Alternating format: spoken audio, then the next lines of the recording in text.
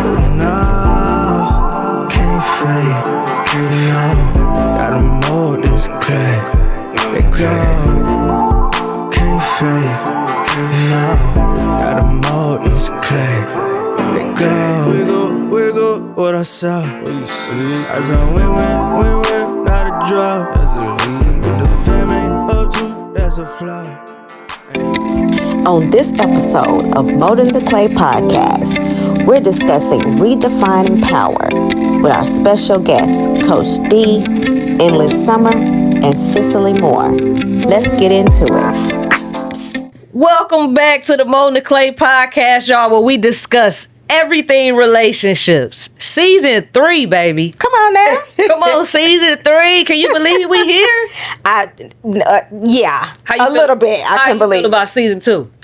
Season 2 was amazing. I feel like we had some amazing guests. We had some great topics. We did. I felt like we learned some things a little bit in every different avenue of relationships in season 2. And our molders. You talking about those molders and the support that we receive from our molders is everything, y'all. So we appreciate the support, y'all. Yeah. We are kicking off season 3 doing Pride Week, y'all. Let's go. And we got 3 special guests for y'all. Yes. Ladies, we got some eye candy for y'all. We got some bosses for y'all. We got some that's going to turn up and then turn around and heal you and pray for you at the same damn time. Come on now. So let me introduce our first guest, y'all. Our first guest is a Brooklyn-born, Atlanta-based creative and community builder, co-founder of Community Supporting the LGBTQ plus folks in Africa, working to promote self-love, confidence, empowerment, a full-time DJ who is passionate about creating spaces and amplifying voices that often go unheard. Molders, please help us welcome Ndless Summer to the Molding the Clay podcast. Amazing introduction. That was nice. Yeah. I like that. Our second guest is the founder of Gamma Alpha Psi Fraternity Incorporated, which is a national LGBTQIA plus fraternity. Greek letter fraternity, organization rooted in leadership, healing, brotherhood, and service. She proudly serves as both a masculine presenting woman, a visionary, and spiritual leader. They are a blend of purpose, activism, safe space, and ministry. Married for 13 years, together for 17. The greatest blessing is the love that her and her wife Tawana share.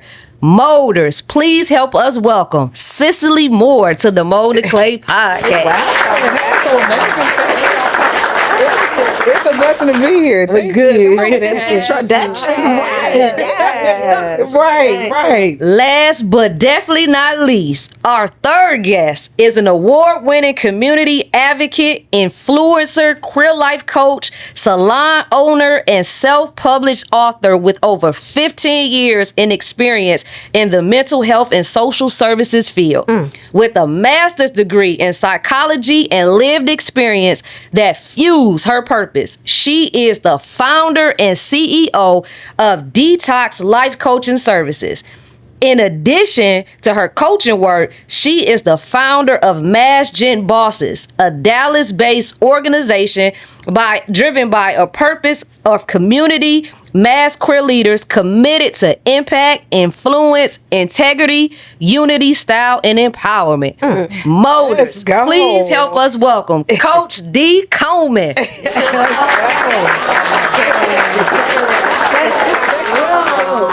Welcome.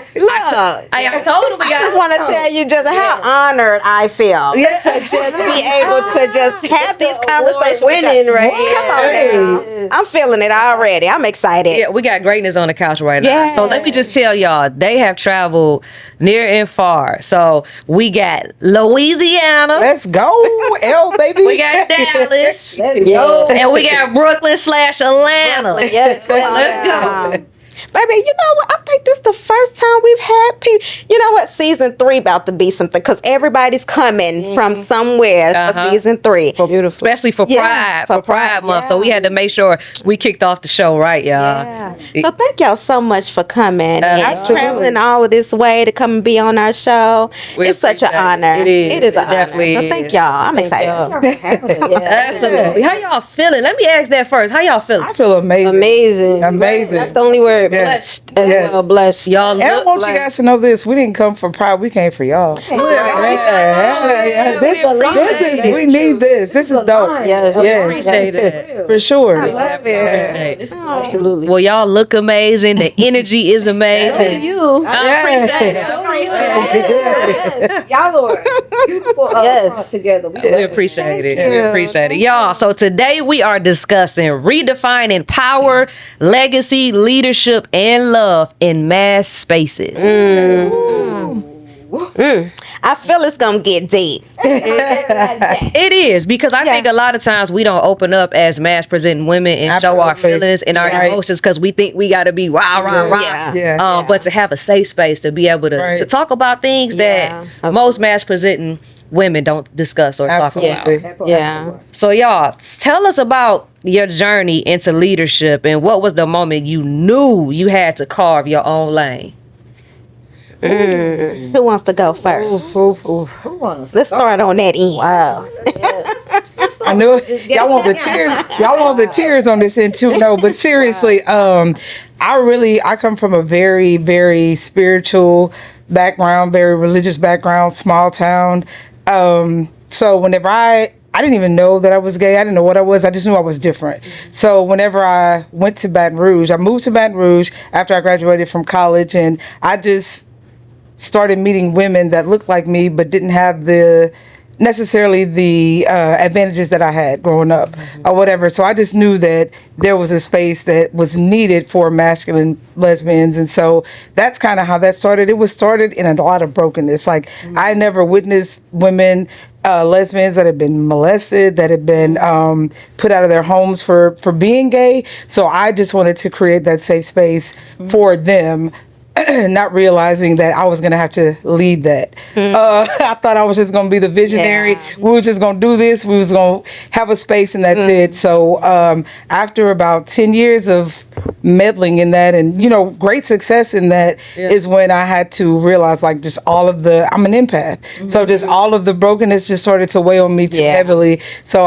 I'm like, God, what am I supposed to do with this? Because I can't do this. Can you come over here and lead this for me? And so in that's when I discovered that there was way more of a purpose-filled thing for us. So in that, but the most challenging part was me dwelling in that and then having to conform from being a member and a colleague to being the leader with that. But so that was the challenging part, but that's when I knew that this was a space that was needed, and just to see the outcome from where they were and where we were to where they are now is super astounding for me. That is definitely a blessing. That is. And it's hard when you're an empath too, and certainly dealing with everybody, a lot of people's different emotions and feelings. Because I'm an empath too. Yeah. It's a lot. It's a blessing and a curse, though. It is. It is. Yeah. What about you? Oh man, I think for me it started early on as a child, really in 5th grade. I think, and I talk about this in my 3rd book, The Comeback Kid. I have 3 books, y'all, and I talk about my 5th grade teacher seeing the leadership qualities in me. I was chosen to recite the I Have a Dream speech. And she saw how I would interact with the kids all the time, recess, all that. Y'all know back in the early 90s, we didn't have technology. Right. But she saw my leadership qualities, and I didn't understand why she wanted me to do this speech. And so practicing with her, building up my confidence in that way, being able to recite that, even having stage fright and things, I realized that I was a natural born leader and a light, even in my family. And I think, I've been sharing this story lately with people about how I would, as a child, being 11, 12 years old, organize. I grew up in the hood, organizing little street sports and tournaments to keep the kids from fighting on the streets, because there was, when you in the hood, you fight Yes. dumb shit, right? But me organizing tournaments from street to streets, I knew something was bigger than me, and I've been able to carry that even now, like with the organization, and just knowing that that's when my leadership started, and just being able to go through this healing journey that I've been on here recently. I've really been able to tap into that and accept that assignment, because that's not the easiest assignment. It's not. I ran from it. I'm like, why do I gotta do this? But the more I lean into it, it's been taking me back to those childhood moments of this in you. Yeah. So that's mine. And the more you run from it, the more God gonna be like, get over here. Yeah. Get over here. Look. Yeah. You'll be like, God, look, I didn't sign up for this right here.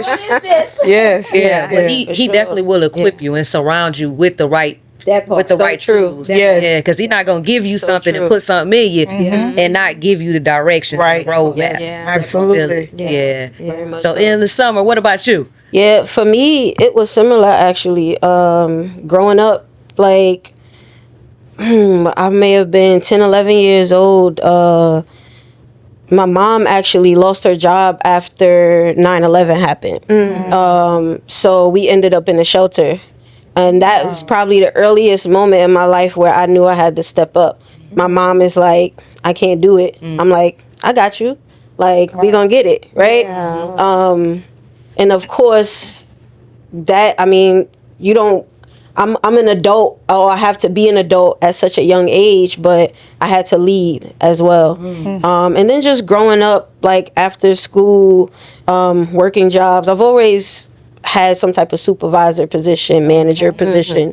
But I knew since very young that the 9-to-5 way wasn't for me. I needed to be my own boss. Right.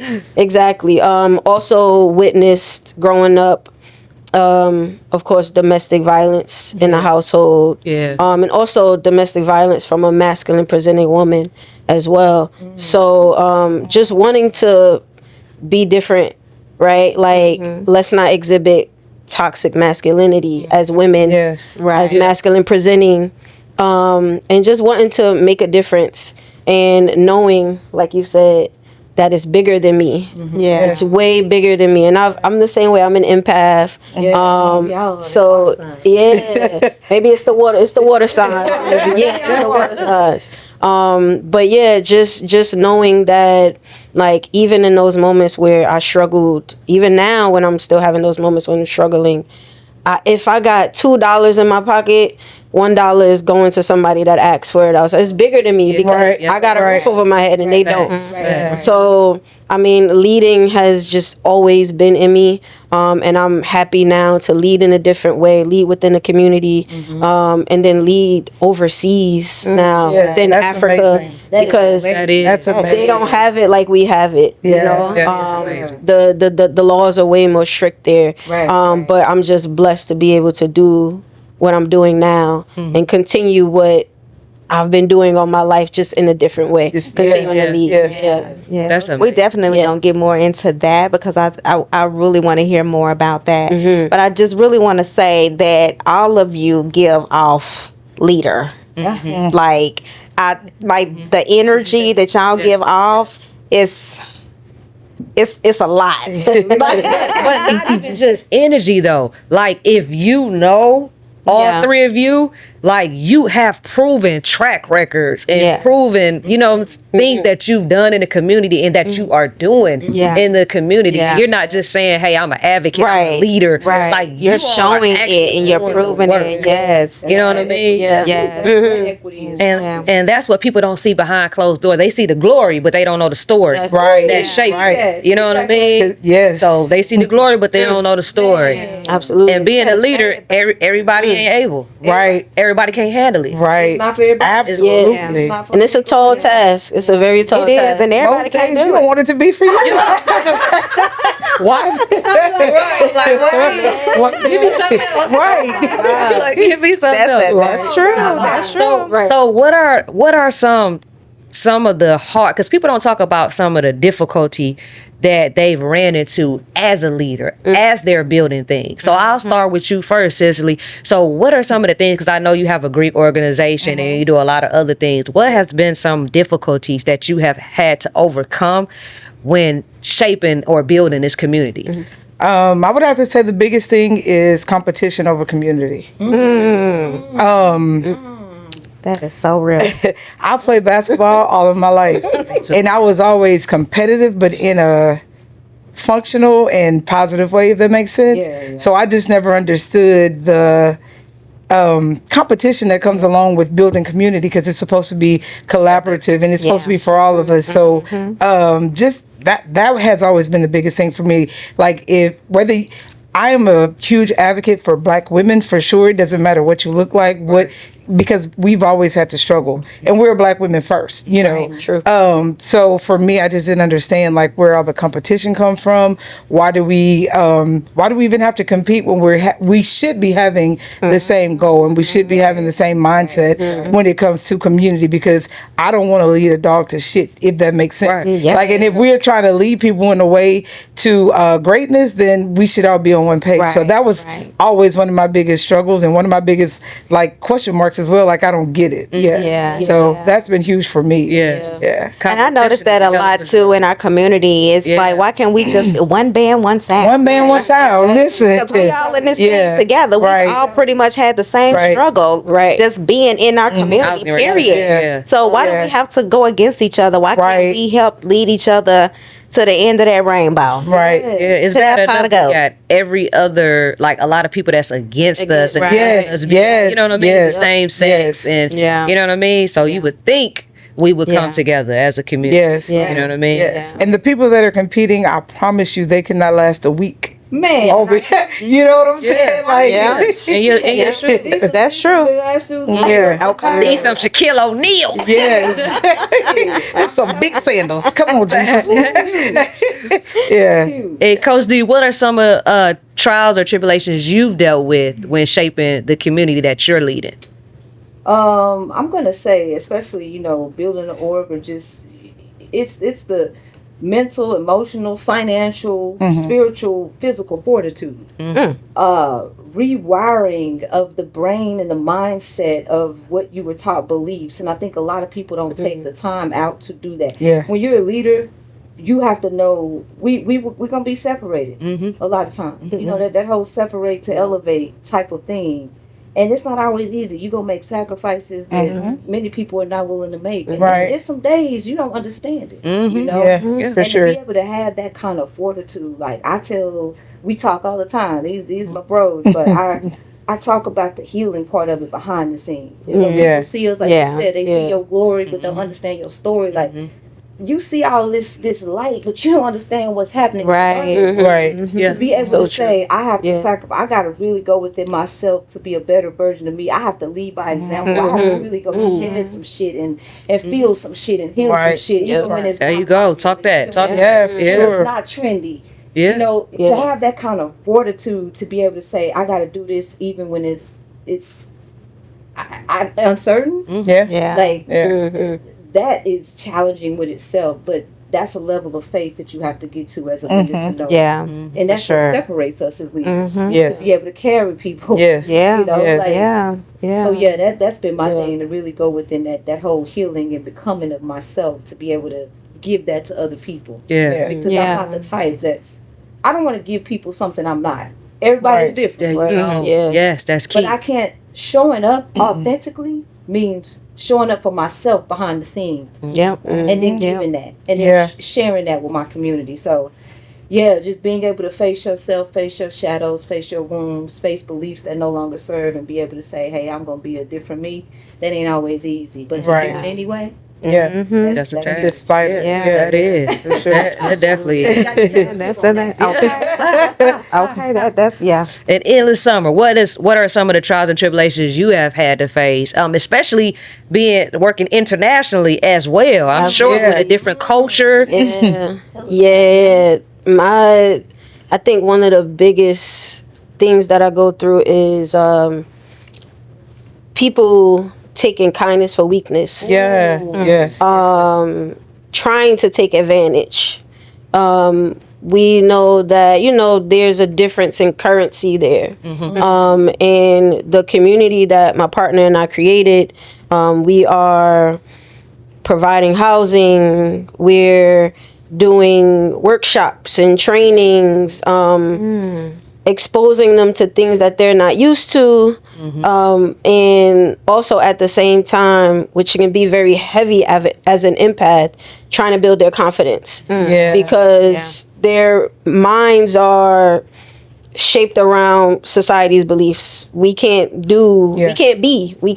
But we have had many situations where people have shown interest in the community, or they have gotten into the community and only want the monetary. They are not there for the betterment of selves. They're not there for healing. But that's what we're about. And that can be straining for us, because we want to help. If we can help everybody, we would. But there's levels to the things that we have to do. It's not just about, hey, you're here and because of course we know a lot of people within our community in Africa, their family kicks them out of their homes. They can't live freely, or they don't have places to stay. They don't have food to eat, and we try our best to help when it comes to that. But sometimes once people get that, they don't want to continue. I won't say they won't continue being in the community, but they won't stay active. I'll say, and that's hard for us to deal with, because we're trying to do more than just put a roof over your head, or trying to build that confidence in you so you could understand like what you can be. We're also working on, we have already actually changing the laws there.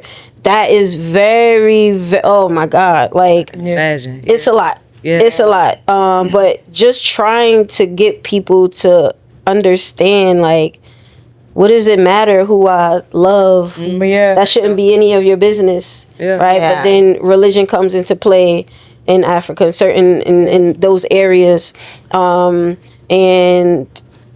I think at the end of the day, as heavy as it is, we just keep doing it. Like, we can't stop, because the certain freedoms that we have here, we want our people to be able to enjoy that everywhere. Like, so when you see Masc bosses, it's not just for here in the U.S., it's for everywhere, it's worldwide, because people need to see this representation.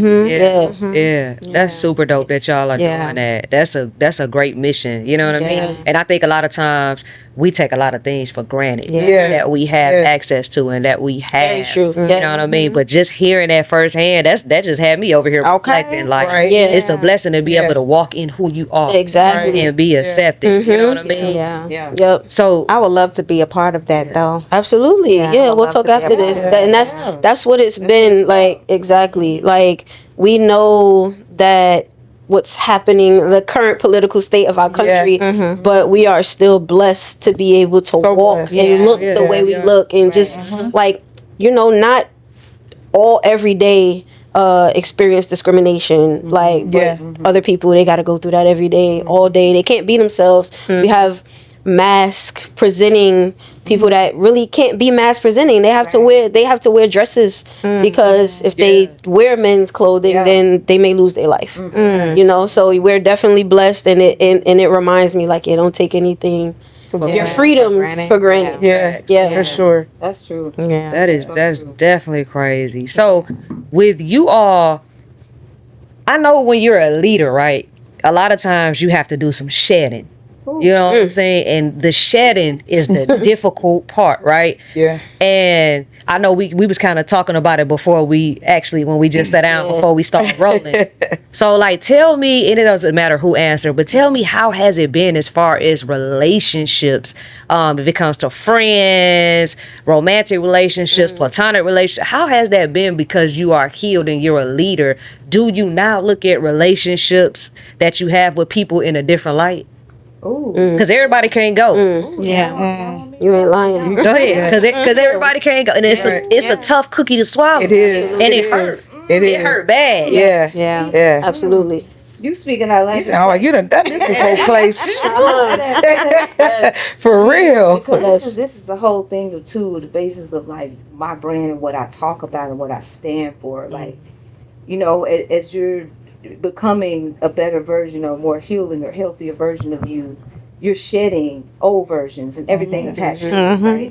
So you're right. Everybody can't go, but it's that hanging on that sometimes we do. And we want to take people because we see that potential in them, right? Or we see things. Yes. But what I've learned along this journey, and I'm still learning a lot of things as I heal, but I'm 42 years old now. What I've learned is that, you know, the more I embody a healthier version of me or from a more holistic and whole place, I'm shedding a lot of those wounds and the versions and people I've attached to. And the stronger I become in my self-worth, it's easier to have those conversations. It's not always hard. I mean, you know, it's not always easy, but it becomes easier to say, hey, I'm choosing me, even when it's painful. Yeah. Because I know what I want and I know who I'm becoming and I know what I'm going to align with. So there's a self-worth factor in that, and that's whether you're in business partnerships, you're building friendships, intimate relationships. Like, you really have to choose yourself when you're becoming a better you, and like I said, it's not always easy, but it's gonna be worth it. Because everybody's not gonna accept that. You're right, and it's challenging. You know, I've even had some family, because I come from a very religious background, and that's a whole nother topic. Trauma, and just standing in my truth fully. But I'm like, you know what? No, I know my purpose. I know who I am. I know what God has me to do, and I have to walk this, even if it's hard, even if I let this go. You feel through that shit. But I think the more we do that, it gives you that strength, and you realize the purpose and the sacredness in it all. But yeah, it's so super important to release. It is. Easy. It's worth it. It's worth you. It's worth it. Is. I lost a 20-some year friendship, and when I told my wife, it almost broke me. It almost broke. It almost, I think I just fully a year ago accepted it. It's hard as hell to grieve somebody that's still living. That's still living. That you might bump into. It's hard as hell to grieve somebody that's still living. That's still living. I think that's harder than losing. That's harder than because I still gotta see you. And hold on to the memories. That was hard for her. But it was hard, but hey. But like I told her, I was like, God is yourself. But everybody ain't meant to go with you. No. And some relationships is a hard pill to swallow. You're right. Because hurts. why? Because why? But that's that version of you that's, releasing. And I think the more you release that, and you know, like you're starting to integrate and become this other version of you realize I had to do that. But I now look at stuff like, if I could lose that, I don't give a damn if you walk up out my life. That didn't hurt me. That you know what I'm saying? That was the one. She be quick, y'all. Because you my baby be quick. Experience is the best teacher. It is. I don't learn nothing from my old heads. Experience is the best teacher. So I just look at, like, I am a person. I'm very loyal. I'm very. You only gonna you experience somebody like me once in a lifetime. So I know my value and what I bring in your life. You know what I'm saying? So if the energy ain't right, and she be laughing. If the energy ain't right, I'll be like, that ain't gonna work. That ain't gonna work, and it don't be no hard feelings. I still see you out and hey, how you doing? Hug you, how you been? But as far as let's hang out, you come over my house, let's meet up. That ain't gonna happen. That's not gonna happen, Captain. And I think it takes a certain level. We were talking. It takes a certain level of maturity to. I don't understand when people. Hey, when your time is up, when this expired is up, but why we ain't got a beef. I'm not mad at you. People take it so Personally, I'm like, you beefing by yourself because I can't catch nothing in my hands. But if I'm on you, I can't catch these blessings. Right. Real myself. You know what I'm saying? But some people are not used to being faithful to anything, so that's why they don't reap the rewards. You know what I'm saying? So it's like you have to be faithful. You know what I'm saying? You need your church fan, baby. You need your church fan. Really? And then you don't understand why you don't receive that's where the jealousy comes from. Yes. Yeah. That is man, that's powerful. That's the hardest pill to swallow right there. So how do you all continue to be glorious leaders in the community and also stay true to your morals and values? Because that could be hard. Because sometimes people get out of line and you be wanting to tell them about that, but you got to stay true to your morals and values. How do you deal with that? I think, like just staying connected to, the source, God, whatever it is you believe in, a higher power. I know I meditate, prayer, got my community, people that I really, that we're on a journey of evolution together. And I found too that being direct and honest, having difficult conversations where necessary, being honest about how I feel has been helpful. I used to feel like, because I'm a old school people pleaser. But when you get out of that and you move into your power and you start realizing that, no, I'm gonna say what I feel, even though I can figure out a way to say this in safety. How you receive it is on you. But I gotta say this and do this for me. And I feel like when you start to amplify your voice in that way, it truly helps you move in a different way into your leadership and understanding, because not telling people how you feel and sugarcoating shit and you're doing everybody deserves. Everybody. That's everybody. Just a whole trauma. Right? I don't do that no more. If I feel something, like my therapist say, hey, express yourself. I feel like you knocking at my back down. Because I'm not gonna lie, about a year ago, my therapist, we was on a call, my therapist looked at me on a video call, my therapist said, Clay, you a people pleaser. And I got off that call, I went to my wife, I said, babe, my therapist told I'm all people. She said, hell yeah, you are. It used to be hard for me just to say no. Man, no is a whole sentence. But I'm learning. Period. I'm learning is power in your no. Absolutely. Yes, it is. Right. So sometimes I be all over Atlanta, be stressed in. Somebody call me, Clay, can you help me do this? Can you help me do that? Can you help me do it? Yeah, I used to be like, I got you. Yeah, I got you. What time? I got you. And then by the time she get home to me, she have nothing left for you. Nothing left for me. Oh, baby, that's so I'm with you on that. Same story. And I'm like, what about me? So now I be like, I can't do it, or you know what I'm saying? I don't overcommit myself. Right. That's important. That's important. It's still a work in progress, though.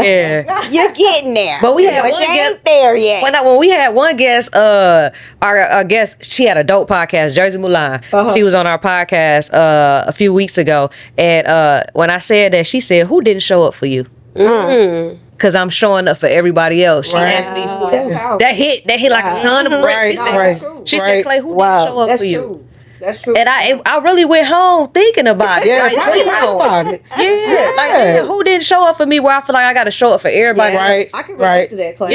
Talk about it. I work through that in therapy too. My therapist told me the reason why I feel like I want to give so much to somebody because it's something I needed. My inner child needed something so bad. And sometimes you giving things that person might not even need, but it's for you. Right. You need. That definitely hit. That's why I believe so strongly in love language. I definitely felt that. Love language. I believe so strongly in that, because for a long time I was loving her the way I thought. She like the way then she told me, like, baby, I don't like this is my love language. Like, I love you. I appreciate everything you do. But this is what I need. And you know what I'm saying? And it was not much at all. It wasn't. You know what I mean? Because you just give and give and give. I'm a giver. And sometimes you can't overbearing. And I'm like, I don't need that much. I don't require that much. I'm like, so simple. Just keep it simple and cute. That's it. That's beautiful though. Yeah. But I love it, and I appreciate the fact that she wants to give me that, but I'm like, it's a lot. Yeah, I don't need all that. Right. It's the simple things and the simple love that I need. That's why I love you so much. Well, y'all were able to at least have those conversations. Right. Oh, yeah. Absolutely. Oh, yeah. That communication is everything. Yeah. And I think that people pleasing, if it's in you, it's in you. Yeah. You can't really. You just have to give to better people. Oh, And Yeah. start Yeah. purpose pleasing instead of people pleasing because it's Ooh. it's real. Yeah. No, I'm serious. Yeah, really. Because you can't change. You can't change who you are. You are gonna be you. You gonna be you. So Oh my God. What do your kids say? I like that. Purpose pleasing, people pleasing. Yeah. you should. So, why do you think mental health is often neglected in the mass spaces? Let's talk about Where do we start? Yeah. Oh my God. Why is it neglected? It's for one, it's situational. Let's start there. It's situational. Perspective is so important. But I think, you know what, to be honest, I think I'm going to piggyback off of what you just said. A lot of us are people pleasers. Yeah. And that definitely affects our mental health. Yeah. Mass presenting women are, I was saying it earlier, I was like, we're lover boys, Yeah. right? A majority of us. But we give a lot. And I think it's just like you said, like what happened or where in our life did we not receive it? And that made me think of when I was in therapy as well. And my mom is raising myself and my brother, right? Single mom, right? Black women, the regular tale. But my brother was in the streets. My mom is working however many jobs and I'm home alone. So who do I have, right? And I'm by myself for the most part. But when it comes to our mental health, it's like also a father figure is missing. A male figure in general is missing. And then we have some masculine presenting women who show toxic masculinity. What their idea is of being a masculine presenting woman. It's neglected because we are not speaking up. We're not communicating. We're not talking about our feelings.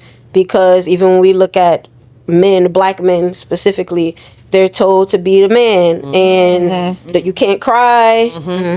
You cannot talk about your feelings. And some of us are exhibiting those same exact things. You're not supposed to cry. I'm a crier. I'm gonna cry. But you're not supposed to talk about your feelings. But the healing has to start somewhere. Yeah. We have to start talking about the things that we are going through and have been through. That is the only way that we are going to get through. Just start the process. I'm gonna talk to this camera right here. Start the process. Just start somewhere. Start to talk. Like, find your community. Find someone that you can feel comfortable talking to. Go to therapy. Right. It's super, super important. But do not at all neglect your mental health. Without this being right, and our gut as well, but without this being right, it's you can't live a happy life. I'll say that. You can't live a happy life at all. And just I believe in promoting mental health and therapy. And even if, as black people, we have a problem with wanting to accept therapy and accepting the fact that we need therapy. And if you don't want to believe in that, I mean, I would say go another way. Go get your life coach. Yeah. You know what I'm saying? Because they are just as helpful as a True. therapist. Yeah. You know what I'm saying? But you need something to help you deal with whatever it is that you're going through in life. Yeah. I've had both. I've had a life coach. I've had a therapist. A psychologist, a psychiatrist. I done had it all. Right. Just fix Right. me. It's needed. It's needed. But I definitely promote it, and I feel like we need to advocate a little bit more for that in our community because it's too much going on and we're losing people. And stuff. And just because you are masculine presenting, and I'm going to look in this camera, Let's do it. does not mean you have to be tough all the time. Yo, That superhero. Yes, you have the safe space to cry. You have the safe space to say I'm not okay. You have the safe space to say I need a community. I need help. You don't have to go through this by yourself. Right. Find your community. You know what I mean? Yeah. What about you, Coach D? I know that you're in mental health and a psychologist, like, because I'm in school now for yeah, year 2. I'm at the beginning, but I'm getting there. But what made you want to even go down that route with your profession? Well, I knew like we deal with a lack of trust and a lack of safety. And I, even with me having Masc Bosses, and before Masc Bosses organization even launched, like we were having healing conversations. I was having events with healing conversations with Masc queers. Well, it started with Masc and Masc women. And then I bridged because I have trans Masc in my community. I have Masc lesbians, non-binary. But just having these spaces where we're having healing dialogues about our feelings and what our experiences, I found that was so important. And when I realized that the reason we are lacking and neglecting is because we don't feel safe. Piggybacking off of Shay, we don't feel safe. We don't feel comfortable talking about people, about things and our experiences. So in my mind, I'm like, well, what if we actually started to come together and have these conversations? What could happen? And it's turned into a whole thing. And it's really beautiful to see, because with these conversations collectively, and you're realizing that I have some resonance to you, look like me, you identify like me, my identity, I can talk to you safely. It's opening up more avenues for us to go to therapy, to invest in ourselves For more. sure. So I think for me it was just me going on my own personal journey and doing this, and then curating these safe spaces for us. And it's been very helpful. It's been very enlightening to see, and I'm like, damn, like, we talked about earlier, masks don't get along. But I'm like, I'm here to tell y'all studs. Talk to them, honey. They do. Yes, you do. You just need to feel safe within yourself. Yes. Start to feel safe with other people. Talk This to is not That's about a fact. competition. This is about a connection and community. That's it. Let's get it. Yeah, talk to them. Yeah. That's definitely needed. Yeah. Yes, Yeah, for sure. needed. Yeah. So, Cicely, what does it mean to lead with love? Ooh. My spirit said it led over there. Spirit is right. I would say leading from love is kind of like leading from the bottom up, letting people know that you are among them and not above them. That's super important. And that's I didn't realize that's the type of leader that I was, but when I started, because I didn't want to be a leader at all, Bimo. But just like figuring things out is like people need to know that they're loved wherever they are, wherever you are. I don't care what you have going on, you are loved, and we will rise together. So I think that's leading with love, like just letting people know that it's okay to be where you are. It's okay. I mean, to revisit, but we're gonna love, and then we're gonna rise in love. And I think that's super important. And Cicely is definitely that. I can definitely tell. I can tell. I mean, she be keeping me in line. You Pisces, I'm a Scorpio. I'm like, okay, you softening me a little. I call D. That's Old Testament. She's Old Testament. You know what I'm saying? That's Peter. That's Peter. I'm like, dude, you don't have to. Everything don't. So that's awesome. I love it. It's good to have somebody that can ground you, around you, and keep you in line when you can't see straight sometimes. So True. We go in. Here comes Cicely, y'all. okay. That's claim. Yeah, that's me. Okay. So, y'all individually tell the people what you have coming up next and where they can find you on social media platforms. Let me start. Yeah, go ahead. Go this way. Left to, is it left to right? Right to left? Right to left. Okay. Oh, my next thing. So while I am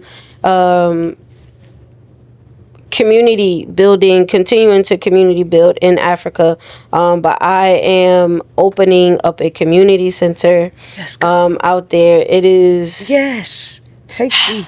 Yes. Oh yeah, we going. Yeah, we're bringing Masc Gym bosses out there anywhere. Let's But go. yeah, just providing the people there, children, the youth, I would say, more opportunities to do things. I'm passionate about music. You know, I didn't talk about the DJing, of course, but because we're here to talk about community. But I'm passionate about music, and we know the melanated people are overly talented. Music is healing. Like, Exactly. And yours is. For sure. If for sure. Listen, That's not playing. Yeah. Listen. So that's the next thing I'm doing. Opening up a community center, just providing the youth with some more opportunities, and also continuing to grow my my other community, my LGBTQIA plus community, and just spreading love. That's that, and positivity. Let me not forget that, and healing as well. And yeah, you can catch me on all social media, same tag, Ndless.summer, Ndless, so NDLESS.SUMMER. You will see all of you see some good mashups.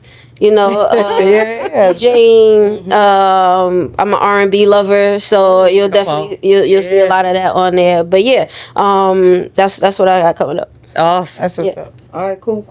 Well, we will be Masc Gym bosses, and this one will be with me too.